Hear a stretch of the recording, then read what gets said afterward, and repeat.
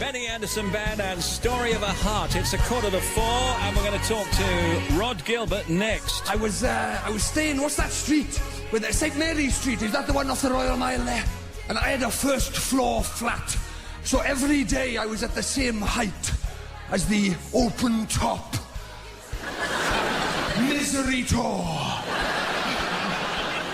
I was at exactly, when I used to sit at my window, I was at exactly the same height as the poor, miserable, sodden tourists. Huddled in the wind and driving rain in their emergency ponchos.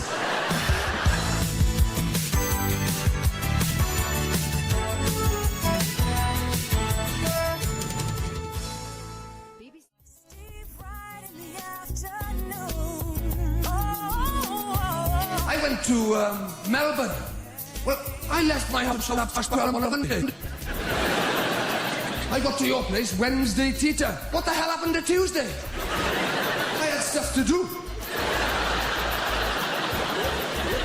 And when I left Melbourne, my flight left at 6:30 on a Monday morning. It took exactly 24 hours, but I still got back Monday night. What the hell happened to Tuesday again? What is it with you people on Tuesdays? Rhod Gilbert's here for us. You know, we love you, Rhod. How are you? I'm very well, thank you. Well, that's great. We just heard a piece of you in Australia. That is a piece that leads into the famous luggage routine that you do, right? Yeah, well, I don't know about famous, but it certainly had a lot of hits on YouTube. It's had about 5 million and counting. But it's in the top 10 all-time YouTube video comedy clips. But only because, I don't kid myself, it's only because somebody's put it up with the title Most Funny Stand-Up Sketch Ever. And because of the title, everything's about context, and because somebody's put it up there as most funny and people send it on, if you look underneath, there's about 200 pages of abuse. Really? Not funny at all? Yeah. Well, pretty much. Just because somebody's put most funny, it's raised expectations, and every comment underneath is just, this isn't the funniest. Try watching Lee Mack, try watching Eddie Izzard, try watching Billy Connolly or Chris Rock, Robin. This is rubbish. So I just have to take it all with a pinch of salt, really. And you came to the fore, I suppose. I hate that expression. I don't know why I keep using it. 5 years ago, probably? Well, I started 7 years ago. Feels like I'm sort of coming to the fore now, I think. I think the last 2 or 3 years have been pretty The last couple of years, I think, have probably changed things a bit. And was there one thing which turned things... I think it was possibly... I mean, it was always going all right, don't get me wrong. I wasn't suggesting it wasn't. You know, I've never been homeless. It just... I think last year's Edinburgh just concerned for you, that was all. I think last year's Edinburgh show, which was a show about an award-winning mince pie, that was well received in Edinburgh, and probably that got me on the Royal Variety and Live at the Apollo, and I think that turned things round a bit, probably. I think it was a fair question, wasn't it? Yeah, it was a reasonable question, yes. Reasonable question, Tim. I'm not sure about the mince pie thing. Remind me... When you say you're not sure about the mince pie thing... Well, I'm not sure... You're not sure they exist? I think I've seen a mince pie, haven't I? Look at me, I've seen a mince pie, believe me. No, but I don't think I saw that show. OK, well, it was an hour show about me having a nervous breakdown over a mince pie. Oh. In services. How can that be? It wasn't just the mince pie. I'm not an idiot. It wasn't the mince pie in isolation. It was one thing got on... You know a day when you have a day when everything piles on top of you? Oh, yeah. And then it only takes a small thing to flip you over the edge in the end, but it just happened to be an award-winning mince pie that flipped me. I was in the services. It was 3 o'clock in the morning. It was Christmas 2007. All they had was a mince pie left. Nothing else to eat. I was starving. And then there was a sign on it saying award-winning mince pie. Now, bear in mind, I'd had a bad day. And long story short, I refused to move until I found out what award the pie had won. They called the police. The police found the whole thing hilarious and suggested I fill out a comments card. I wrote the most sarcastic letter I've ever written in my life to the manager of the services, and 3 months later I got an email telling me the award the pie had won was Best Mince Pie. So... But you don't know who issued the award. Or was it the service station itself? No, it had been entered competitively in mince pie competitions, of which there are numerous if you go online. It's bizarre.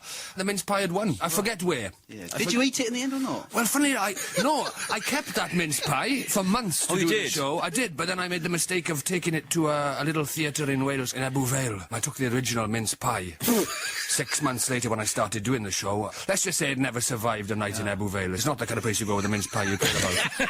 Not an award-winning one, anyway. No, some lunatic ran out of the crowd and smashed it in front of my eyes. See, had I been you, I would have disputed that that was indeed the actual mince pie, because they could have replaced that mince pie with another mince pie that wasn't an award winner. Well, quite. You are sharing my vexation. You'd have been in the same place as I was that night, wouldn't you? You wouldn't just have walked past it, would you? And does any of this spill over into your home life? I mean, you know, when you're off stage, are you still angry and pent up? I don't think Rod's angry. I think But occasionally on stage he clearly gets upset he about does, things. but he's harmless, aren't you? Well, I don't know.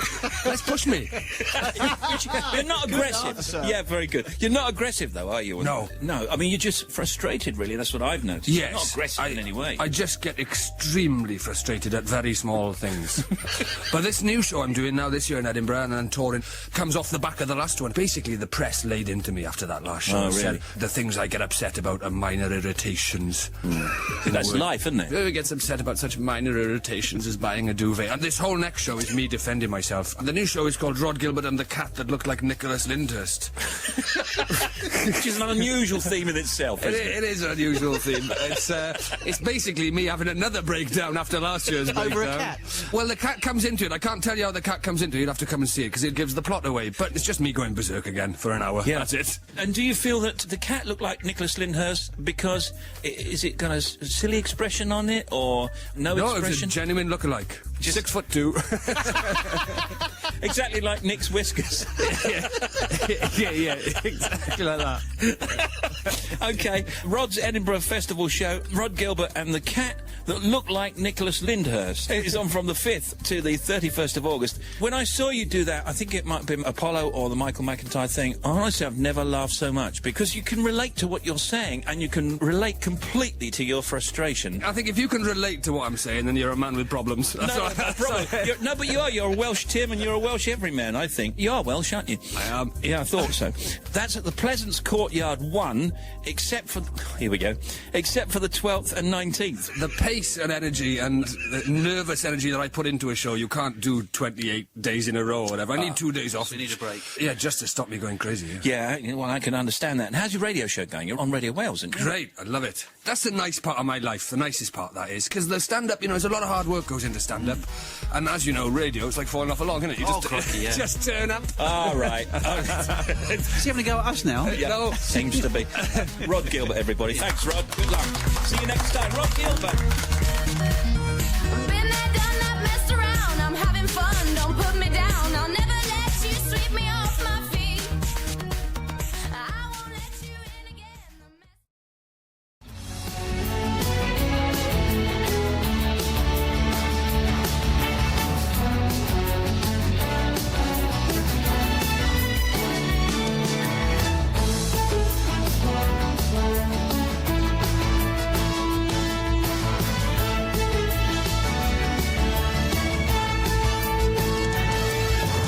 In Great Britain, this is BBC Radio 2, online, on digital and on 88 and 91 FM.